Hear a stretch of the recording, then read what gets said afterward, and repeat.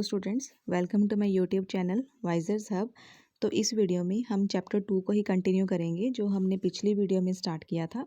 तो पिछली वीडियो में हमने देखा था कि central problems of an economy होती क्या हैं, कौन कौन सी सेंट्रल प्रॉब्लम्स हैं।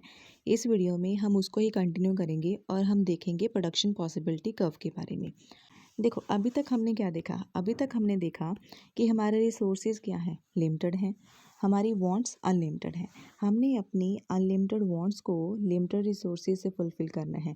जब हम अनलिमिटेड वांट्स को लिमिटेड रिसोर्सेज फुलफ़िल करते हैं तो वहाँ पे प्रॉब्लम आती है, प्रॉब्लम ऑफ चॉइस। हमें चूज़ करना पड़ेगा उन गिवन रिसोर्सेज में से, राइट, ताकि हमारे रिसोर्सेज एफिशिएंटली और फुली यूटिलाइज हो जाएं और हमारा जो आउटपुट है वो भी मैक्सिमम हो। तो अभी प्रोडक्शन पॉसिबिलिटी कर्व क्या है? Production possibility curve is a curve showing different combinations of two goods. दो गुड्स के डिफरेंट डिफरेंट कॉम्बिनेशंस को जब हम प्लॉट करते हैं ग्राफ पे और उन पॉइंट्स को आपस में मिलाते हैं तो वहाँ पे जो कर्व बनती है उसे हम बोलते हैं प्रोडक्शन पॉसिबिलिटी कर्व।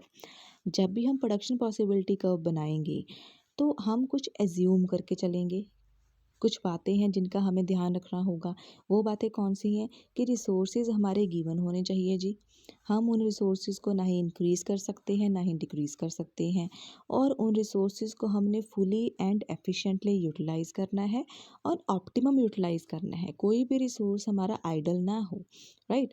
रिसोर्सेज हम यहाँ पे किन रिसोर्सेज की बात कर रहे हैं? There are 4 factors of production: land, labour, capital, entrepreneur. वही हमारे रिसोर्सेज हैं। एंड हमारा जो रॉ मटेरियल है, हम प्रोडक्शन जब भी करते हैं तो हम कुछ रॉ मटेरियल का यूज़ करते हैं, तो वो रॉ मटेरियल भी हमारा आइडल ना हो। जितनी हमारे पास कैपेसिटी है हम उसको फुली यूटिलाइज करें। अनदर एजम्पशन क्या है कि हमारी टेक्नोलॉजी कांस्टेंट रहनी चाहिए और हम सिर्फ 2 ही गुड्स की प्रोडक्शन करेंगे। ये सारी एजम्पशंस को जब हम मानकर चलेंगे तो हमारी प्रोडक्शन पॉसिबिलिटी कर्व बनेगी, अदरवाइज वो डिफरेंट होगी, राइट। तो अभी ये है प्रोडक्शन पॉसिबिलिटी कर्व का शेड्यूल, राइट। तो इस टेबल में हम क्या कर रहे हैं कि हम दो चीज़ों को प्रोड्यूस करेंगे, वीट एंड क्लोथ को, राइट। तो जब हम वीट एंड क्लोथ की प्रोडक्शन करेंगे तो हमारे पास 5 पॉसिबिलिटीज़ बनती हैं। पहली पॉसिबिलिटी ए, वो दिखा रही है कि हम सिर्फ और सिर्फ वीट की ही प्रोडक्शन करेंगे। सारे के सारे रिसोर्सेज हम यूज़ करेंगे for the production of wheat only, और कोई भी रिसोर्स हमारा क्लॉथ की प्रोडक्शन नहीं कर रहा। एंड कॉम्बिनेशन ई है जो वो दिखा रहा है कि हम वीट की प्रोडक्शन नहीं करेंगे, अभी हम सारे रिसोर्सेज को यूज़ करेंगे for the production of cloth, right. तो ये जो विद इन दीज लिमिट्स, ये जो 3 कॉम्बिनेशंस हैं वो कॉम्बिनेशन दिखा रहे हैं कि हम दोनों की दोनों गुड्स को प्रोड्यूस करेंगे इन डिफरेंट डिफरेंट कॉम्बिनेशंस। हम बी में 90 और 1 हमारी रेशो है, सी में 70 और 2 की रेशो है, और डी में 40:3 की रेशो है। इट मीन्स कि हम दोनों गुड्स का प्रोड्यूस करेंगे, रिसोर्सेज को हम डिस्ट्रीब्यूट कर देंगे for the production of both goods. कुछ रिसोर्सेज हम वीट की प्रोडक्शन में लगा देंगे और कुछ रिसोर्सेज को हम क्लॉथ की प्रोडक्शन में लगा देंगे। जब हम इस टेबल को एक ग्राफ पे प्लॉट करेंगे और एक ग्राफ पे जब हम इन पॉइंट्स को मिलाएंगे एक दूसरे से, राइट, तो एक कर्व बन के आएगी। इसे हम बोलते हैं PPC curve, production possibility curve. तो देखते हैं कैसे, राइट। तो अब हमने अभी टेबल में देखा था कि हमारे पास 5 पॉसिबिलिटीज़ हैं for the production of wheat and cloth. O X axis पे हमने क्लॉथ ली है और वाई एक्सिस पे हमने वीट ले ली। तो हमने जब उन पॉइंट्स को मिलाया आपस में तो एक लाइन बन के हमारे पास आई जो है प्रोडक्शन पॉसिबिलिटी कर्व, राइट। तो ये प्रोडक्शन पॉसिबिलिटी कर्व क्या है? तो प्रोडक्शन की पॉसिबिलिटीज़ जो हमें शो करती है कर्व, उसे हम बोलते हैं प्रोडक्शन पॉसिबिलिटी कर्व। तो अगर आप इस कर्व पे कोई भी पॉइंट को लोगे, चाहे आप पॉइंट ए ले लो, चाहे आप पॉइंट सी चूज़ कर लो, चाहे आप पॉइंट डी चूज़ कर लो। अगर आपने डिसाइड किया है कि मैंने तो जी इतनी प्रोडक्शन करनी है, 40 प्रोडक्शन करूँगा मैं वीट की और 3 प्रोडक्शन करूँगा मैं क्लॉथ की, तो यहाँ पे भी आप रिसोर्सेज को एफिशिएंटली यूटिलाइज कर रहे हो। अगर आप सी ऑप्शन को चूज़ करोगे तो वहाँ पे भी आप रिसोर्सेज को एफिशिएंटली यूज़ कर रही हो। तो मेरे कहने का मतलब ये है कि प्रोडक्शन पॉसिबिलिटी कर्व पे जितने भी पॉइंट्स हैं उनमें से आप किसी भी पॉइंट को चूज़ कर लो, किसी भी कॉम्बिनेशन को चूज़ कर लो, तो वहाँ पे दो चीज़ें होंगी। पहली, आपके रिसोर्सेज आपने एफिशिएंटली यूटिलाइज किए हुए हैं, और दूसरा आपका आउटपुट क्या होगा, मैक्सिमम होगा। ये दोनों चीज़ें फुलफिल करती है पीपीसी कर्व। ओके, तो पीपीसी कर्व को हम प्रोडक्शन बाउंड्री और प्रोडक्शन फ्रंटियर भी बोलते हैं, और इसको हम ट्रांसफॉर्मेटिव लाइन भी बोलते हैं और ट्रांसफॉर्मेटिव कर्व भी बोलते हैं। अच्छा, तो हम प्रोडक्शन बाउंड्री और ट्रांसफॉर्मेटिव कर्व इसे क्यों बोलते हैं? देखिए, प्रोडक्शन बाउंड्री पीपीसी कर्व क्या है, एक बाउंड्री लाइन दिखाता है आपको कि आपके गिवन रिसोर्सेज में, गिवन टेक्नोलॉजीज में आप इतनी ही प्रोडक्शन कर सकते हो, उससे ज़्यादा आप प्रोडक्शन नहीं कर सकते। तो मैक्सिमम आप कितनी प्रोडक्शन कर सकते हो, ये आपको पीपीसी कर्व दिखाती है, राइट। इसलिए हम इसको बाउंड्री बोलते हैं, प्रोडक्शन बाउंड्री बोलते हैं। तो इसे हम ट्रांसफॉर्मेटिव लाइन क्यों बोलते हैं और ट्रांसफॉर्मेशन कर्व क्यों बोलते हैं?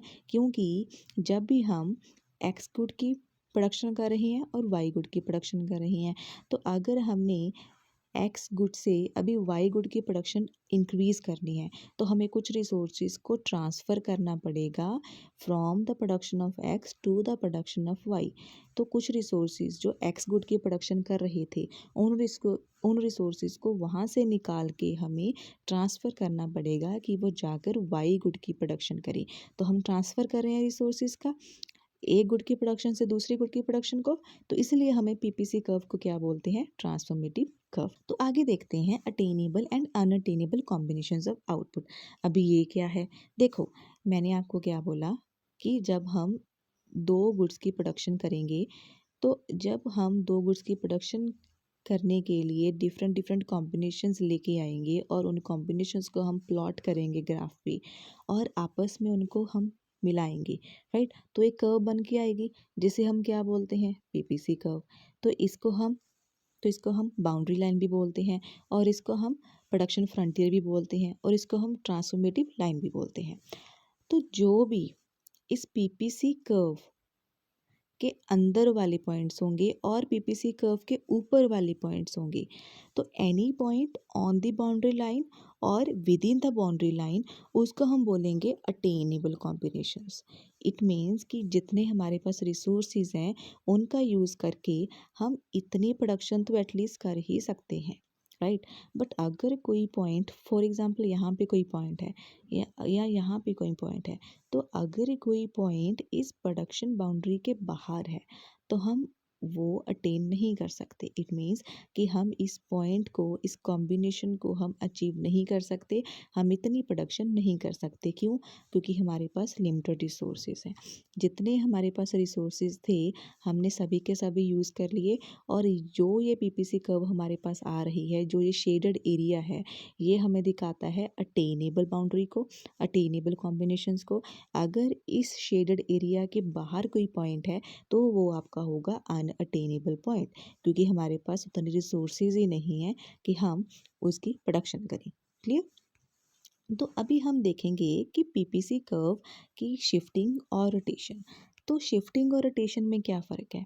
देखो, अगर आपकी ये पीपीसी कर्व है, राइट, अगर पीपीसी कर्व यहाँ से यहाँ जा रही है या फिर यहाँ से यहाँ आ रही है, तो ये होता है रोटेशन, राइट। बट अगर पीपीसी कर्व ऐसे मूव कर रही है, ऐसे मूव कर रही है, या फिर ऐसे आ रही है, तो इसे हम बोलते हैं शिफ्टिंग।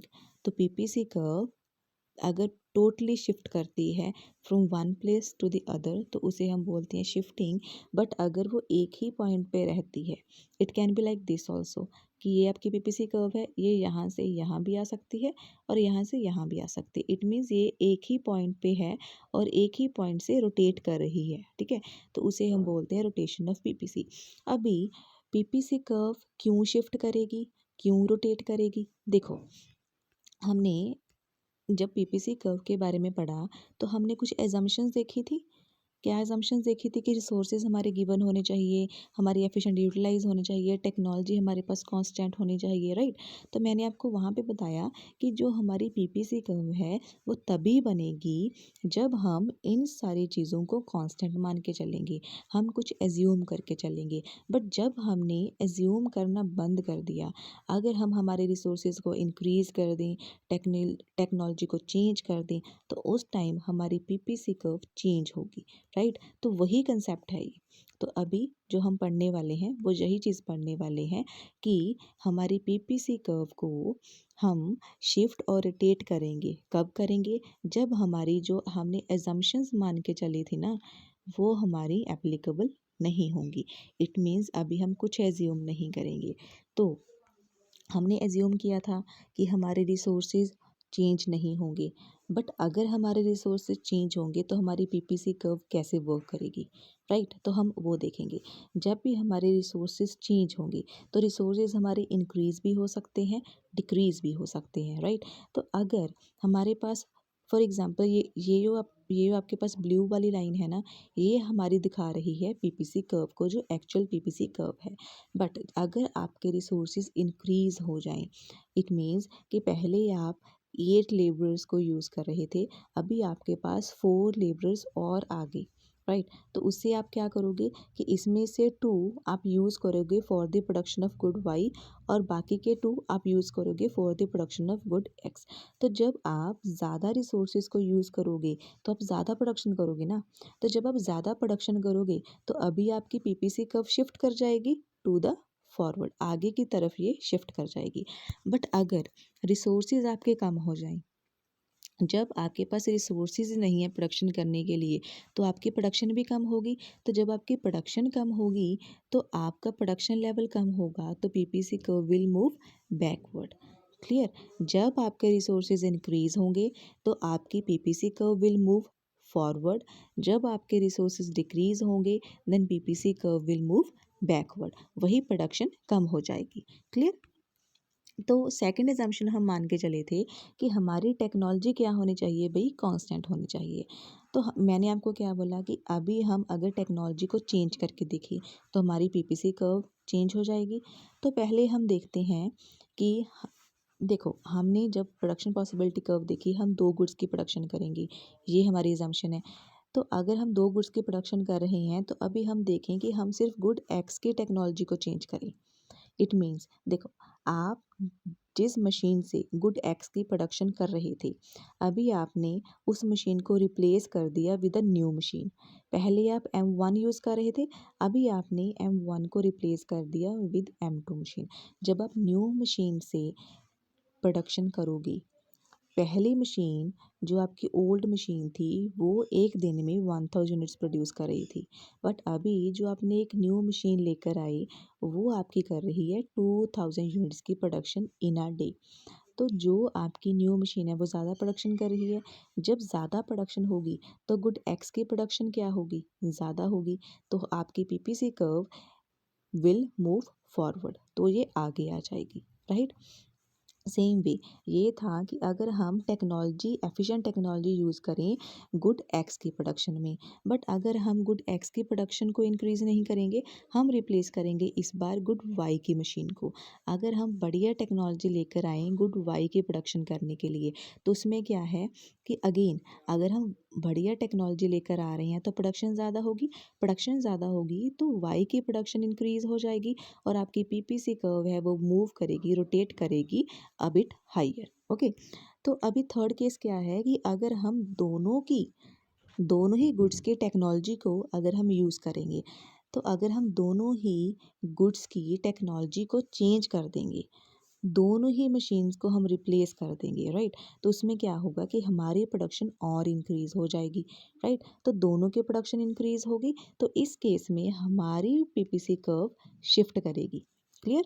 तो ये था पीपीसी कर्व के बारे में, उसकी रोटेशन के बारे में, उसकी शिफ्टिंग के बारे में। अगर आपको मेरी वीडियो अच्छी लग रही है तो प्लीज़ मेरे चैनल को सब्सक्राइब कीजिए, वीडियो को लाइक कीजिए और ज़्यादा से ज़्यादा शेयर कीजिए उन बच्चों को जिन्हें इकोनॉमिक्स डिफ़िकल्ट लगती है। तो मैं मिलूँगी आपको अगली वीडियो में, तब तक के लिए कीप लर्निंग, बाय बाय।